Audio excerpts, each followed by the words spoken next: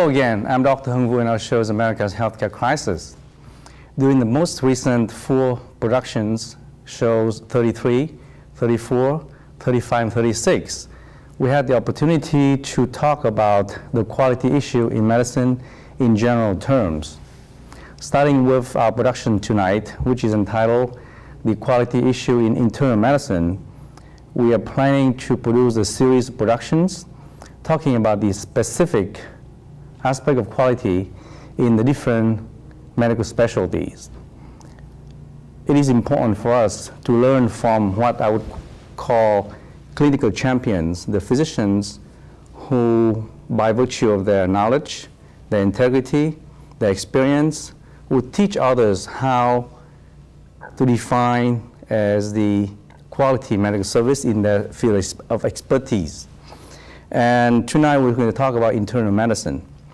And I'm very pleased to announce the presence here of 2 distinguished internists who are on our panel. And I'd like to introduce them. Dr. Mary Mcdevitt is an internist, and she was a graduate of the Medical College of Pennsylvania and received her postgraduate training in internal medicine at Mount Zion in San Francisco. Right. Good evening, Mary. Good evening. Nice to be here. How are you? Just fine, thank you. Dr. Mcdevitt has been with us on a different panel before, and I'm very happy to welcome her back. Thank you. And currently, she is the medical director of the Good Samaritan Health System, doing research on the very important subject of quality assurance and assessment. Right. Welcome to our show again. Thank you. And our second speaker is Dr. Richard Wheat. Dr. Wheat is also a general internist.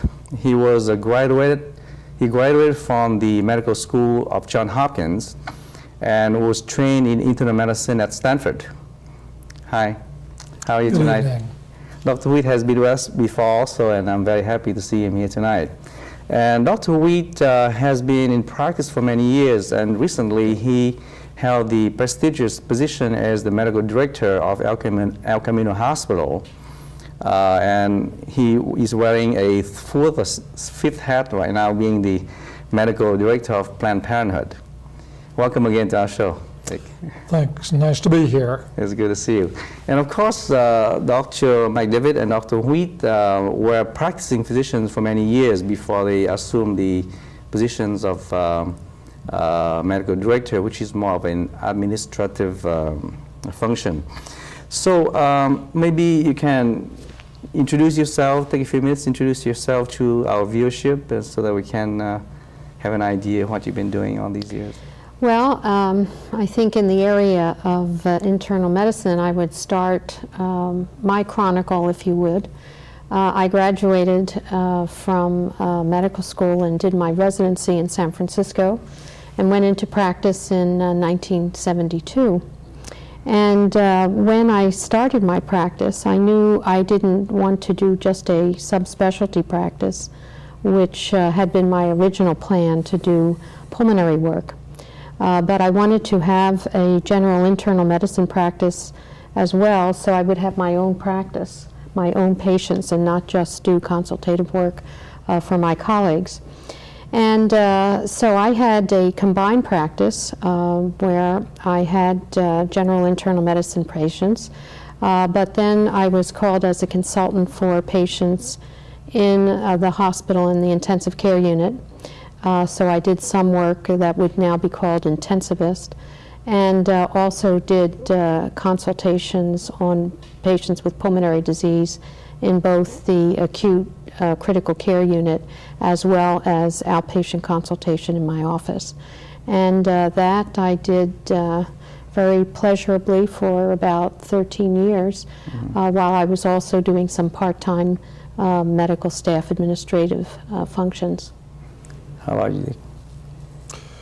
Well, going way back, I graduated from Johns Hopkins, took my residency training at Stanford and University of Washington, went in the Navy for a couple of years in Korean episode, and came back and went into practice in Los Altos in general internal medicine, and practiced there for many years, and then in 1991 was appointed medical director for El Camino Hospital until it was restructured and my job restructured with it. And at that time I was asked to become the medical director for Planned Parenthood Marmonte, and I've been doing that for the past year. Okay. Now, so I understand that internal medicine includes from maybe 17, 18 years until the old age. Is that it? That's correct. Okay. Maybe you can give us, each one of you, a mental image as to what it's like to one day practicing, like say, in the busiest time when you were practicing as an internist. What was it like to go through a typical or average day? Well, I guess I could start that off and from my memory tell you when I was at my busiest, I would usually start my day with, as most internists do, rounding in the hospital of any patients that you have there. And often I would have 2 or 3 in the intensive care unit. They could be patients that had chronic lung disease but had an acute infection or some other acute medical problem. And also they could be patients of an older age who had a surgical procedure, and I would be an internist that would be called to assist the surgeon in doing preoperative evaluations and then being available if those patients had any postoperative problems with their heart or their lungs or control of blood pressure or diabetes. And I think that's kind of general fare for the specialty of internal medicine. Then, as most physicians, I would have some administrative duties with my job as medical director. There were always committee meetings, usually over the lunch hour. And then I would be in my office usually from 2 to about 6 or 6:30. And on average, I would see anywhere from 10 to 14 patients. And then depending on what was going on in the hospital, I might have to go back and do either consultations or maybe an admission for a hospital, to the hospital for a patient that I had seen in my office. How often were you on call? Well, I had 2 call schedules when I was in practice because I was in with a group of 4 internists, and so I was on every 5th night and every 5th weekend. But then I also had a call schedule with 3 other pulmonary physicians. So I was on every 3rd weekend on that call schedule. Okay. So I had to coordinate the 2 So of your them. average week was about, say, 60, 70 hours a week? I would say on average. Okay. Yes. Your turn, Dick? Well, it was very much like Mary's. General internist, and I was not a subspecialist, but took care of people from probably 12 to old age. And I saw patients primarily in the office, although you, as Mary did, you start with rounds in the hospital at 7:30 and do your hospital work, then come back to the office, see patients, oftentimes go back to the hospital at noon or go to a committee meeting at noon, and then leave the office about 7 in the evening. Sometimes going back to the hospital, and not always if I went at noon. Average work day, or week hours per week was somewhere around 70 during the more active years. And as far as call was concerned, I was on every other night and every 4th weekend. There were 4 of us in our group.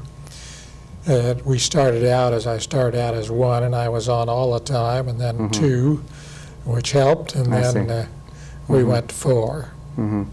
So I gather that you spend more time in the office than in the hospital. Most of the work was Substantially outpatient. more time, because Okay. I was doing pretty much primary care. Right. And in addition to seeing patients, there's a lot of paperwork that has always had to be done, both Right. writing up charts, dictating letters, and making phone calls, which used to take about an hour and a half a day. Okay. So what were the most common problems that you saw in your office? Well, in dealing with general problems of adults, we dealt with everything from stress-related problems, whether they be anxiety or nervousness, or the various psychosomatic ailments, whether they be stomach or headaches, bowel problems or what have you, skin. Emotional problems are manifest in all of our systems, to the degenerative diseases of older age, pulmonary and cardiac, and those that relate to the bone and joints and the skeletal system, like arthritis and rheumatism and what have you. So it was a broad gamut of problems. So would it be fair to say that in general, the patient population and problems you saw were maybe a little bit different from the time you were trained at the universities? What I'm trying to say is that maybe most of them have more of a minor stress-related problems rather than end-stage disease. Is that fair to say so? I'm not quite sure that's entirely right. In training, you're seeing much more acute illness. People come in exquisitely ill and either make it or don't make it within a few hours. Right. And in all the services I was on, we dealt with a broad range of very acute illnesses. These were big city hospitals where you saw everything that came along. In practice, you tend to see a much more selected group of people who have the illnesses that everyone that's watching this program have, that are those from colds to sinus to headaches to pulmonary things to influenza to the more serious problems. Whereas in a practice like Mary's, where she was doing a good deal of intensive care work, I would have perhaps one patient in intensive care in a week, where she would have 3 or 4 on any given day. So what I'm trying to find out is whether you felt that you were well prepared to do the kind of practice in the community after your medical school and training. I thought I was well prepared for the practice of medicine and very ill prepared for the business of medicine. I personally practiced pediatrics for a very long time, and I felt I was very poorly prepared to do most of the work in the community, which are, as you say, emotional problems in children, psychosomatic. I didn't have too much of that kind of training when I was in universities. Okay, so so you would say that on the average, 75% of people have a self-limited minor problems that go away, and maybe 25% that need more intensive work, either in the hospital or more workup or invasive procedures. Probably a little closer to 60-40%. Okay. 60% being purely outpatient type illnesses, and somewhere between 25 and 40%, depending upon the time of year and so forth, would have more serious afflictions. And the patient population you were serving was mostly in Los Altos, which is? Los Altos, which is a middle income, more affluent community. Okay. Whereas my training was in inner cities places, so there is a different population, different illnesses. Right. Mary, so I gather that you have maybe equal work in the office and in the hospital, considering your subspecialty? Well, my practice, I think, would be more hospital-based, mainly because of consultative work for the intensive care unit and pulmonary. I was just in the office 2 afternoons a week during the duration of my practice. Yeah. Now, you saw an average, say, 15, 20 patients max per day? That's correct. Okay. The reason I ask that is because, at one point or other, most of my practice was a assembly line, 3 to 5 minutes per patient, At one point or another, I saw up to 70, 60, 80 patients a day. And obviously, that's far from optimal. So how did you go about taking care of your patients? They call in, they make an appointment, and they drop in. Tell us. Well, some people drop in. Most come by appointment in my practice. and were given a time slot that was based on what they said was wrong. Sometimes that was completely erroneous from what actually was the problem. But we generally saw people on a 15 to 20 minute range for routine items, sometimes shorter, sometimes longer. Do you do a lot of preventative physical exam and check? I was very interested in preventive health care, and in fact ran a program at El Camino Hospital in community preventive medicine for about 15 years, and made that very much a part of my own practice, because I think that that's a critical way of trying to improve health of your patients. Were you successful in doing that? I think sometimes, and sometimes not. I gather sometimes even if you're successful in terms of medical practice, you're not as successful financially because the insurance company didn't refund you for the work in preventive medicine, wasn't it? No, they don't pay for that type of care. Right, right. They talk big about it, but they don't really do it. Yeah. Tell us, how much time did you spend on the phone talking to the patients? About an hour and a half a day. Okay. Yeah. So you spend a lot of time doing the basic work of taking history, talking, giving information, and physical exam and things like that. Did you order a lot of tests, doing a lot of procedures? Well, I was trained in an era when my teachers were relative nihilists in medical care. They didn't believe in a lot of tests, and They did not, or they did? did not. Okay. And so I have never been either a big hospitalizer or a big test person, and never regretted that. Okay. I think my patients benefited from that philosophy. So what was your referral pattern? I mean, occasionally I'm sure that you need to refer to a subspecialist. How often does that happen? Well, it happened that's very variable, of course. For example, in pulmonary medicine, as Mary has practiced it, when I would have a severe asthmatic that I was not doing well with, I would refer that to a pulmonary person. If someone came in with a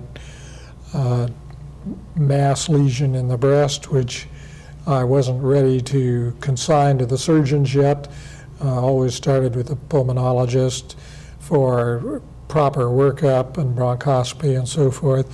So that would be true in cardiology or gastroenterology. I think one of the skills you learn in medicine, partly by what you're taught and partly by experience, is to learn what is appropriate for you to do and what is not appropriate, and to let people with more specialized training deal with more specialized areas. Well, the reason I ask you that aspect is because to a lot of consumers and practicing physicians, they still misconceive that the more the better.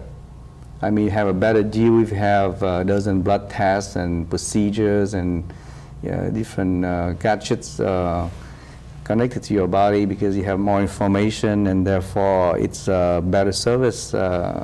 May you comment on that? Well, I think there are two ways of looking at that, both of them negative. One is that unfortunately, oftentimes there is a personal relationship with the laboratory or the X-ray facility or otherwise, so that there is some gain involved from increasing the number of tests. Yeah. Also, in our medical schools, in recent years, there has been a tremendous accentuation of the need to do everything, to order everything, and young graduates coming into practice have tended to do a great many more tests than were done earlier on. Now, maybe that's a sign of greater medical sophistication and the ability to do it, but I think it's important that you include the thinking process rather than just fishing for things. Yeah. Maybe you can comment on that, because I would imagine that in your subspecialty, there may be more of a need for specialized procedures and testing, but how do you feel about that? Well, I think in any specialty there are probably a set of tests that you would do in evaluating a patient. In the area that was my specialty, pulmonary disease, we had, after the history and the physical, and I think Dick and I would probably agree that the most important information that you get in your evaluation of a patient is by listening to their story of their symptoms and the progression, and then what you find on physical examination. Because if we think back to the greats of our history, when they didn't have all the technology, I would bet their batting average was probably as good as internists today with the latest technology. But after the physical examination and your history, then you proceed, as Dick has said, through a thought process to come up with the most likely etiology for the patient's problem. And as you go through that thought process, then you bring into the equation the testing modalities that are available to you. Certainly, even people with lung disease, we would start out with their blood count, blood test. Certainly, at the time that I was in practice, we did a lot of arterial blood gases to look at the exchange of gas in the patient through the lungs and into the blood for oxygen. Now, one of the technologies that has been developed over the past several years is what they call an oximeter, where with a little device on the finger or to place it on the earlobe, you can get an idea of what the oxygen content of the blood is without putting a needle in the artery. So that's one technology that has turned out to be less expensive and more convenient and less painful for the patient. And then I think we had tests of your breathing function, and then also a lung scan, a ventilation scan of the lung, ventilation perfusion. And then during my practice, another technology that I implemented or used in a lot of my patients was what we call fiberoptic bronchoscopy, whereby if a patient had a lesion on x-ray in the lung or an abnormality in the airways going into the lung, we could take this fiber optic scope and thread it into the airway, into the lungs, and look around and see what was there and do biopsies. And that was really an advance because that could be done with little discomfort to the patient and also little risk. Certainly less risk than if you had to do a major operative procedure on their chest. I gather both of you were always conscious of the cost issue when you practiced, or weren't you? I think I wasn't as cost conscious at that time as I would be now in the managed care environment, and I certainly know I would not have had to go through as many hoops of getting approval for what I wanted to do on a particular patient, or even if I as a specialist wanted to send a patient to another physician for a second opinion or any other specialist. The idea of calling for approval was rare. I think that that's all very true.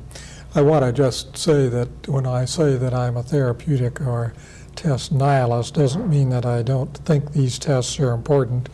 The advances in technology and medicine, in the laboratory, in the new electronic equipment, in fiber optic materials and so forth, has been absolutely phenomenal. The development of the various scanning technologies has not only made certain diagnoses possible that weren't in the past, but in the long run, even though they're very expensive, they're probably cheaper because they shorten the time it takes to make a diagnosis immeasurably. Okay, I believe that we're probably running out of time already. That's amazing.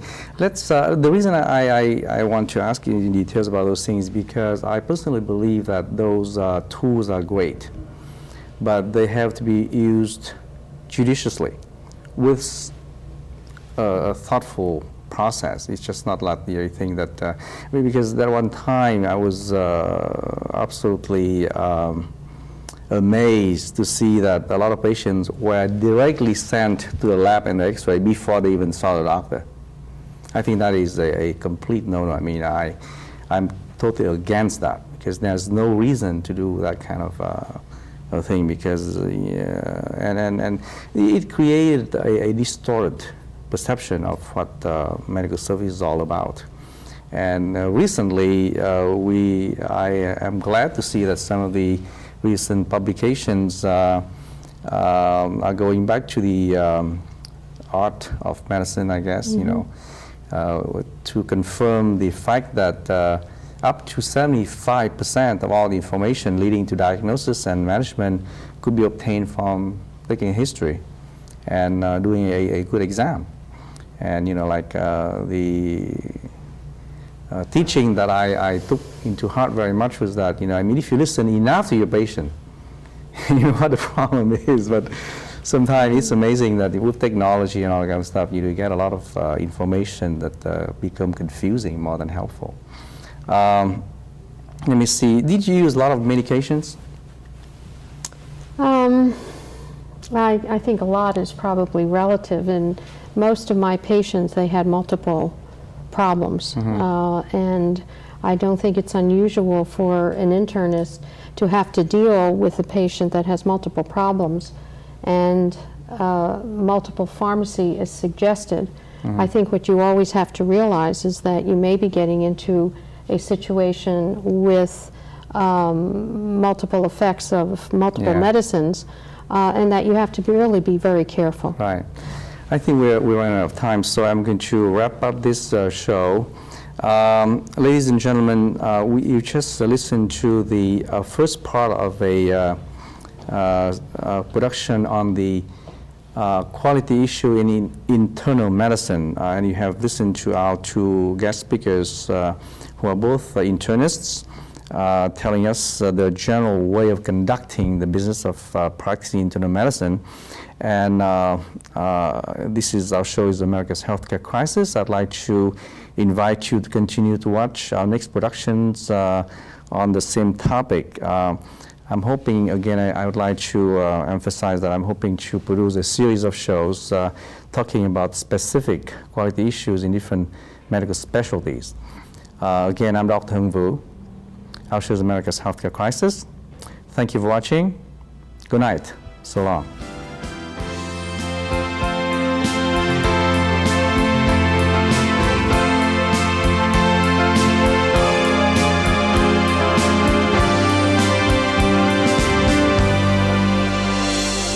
Someone, have you ever cared? Do you miss someone?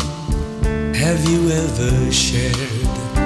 Do you need someone to always be there when you feel lonesome and deep in despair?